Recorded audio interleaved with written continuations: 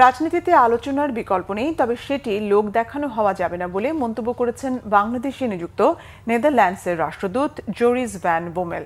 রাজধানীতে centre for governance CGS আয়োজিত এক আলোচনায় তিনি এই মন্তব্য করেন। রাষ্ট্রদূত বলেন, নারীদের রাজনীতিতে অংশগ্রহণ ইতিবাচক, তাদের নিরাপদ অংশগ্রহণ নিশ্চিতের তাগিদ দেন তিনি।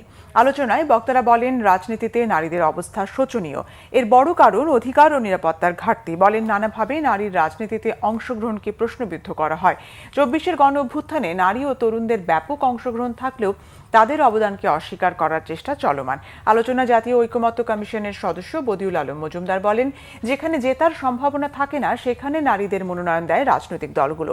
বলেন, নারীদের ন্যায্য অধিকার পরাজিত হয়েছে পুরুষতন্ত্রের কাছে।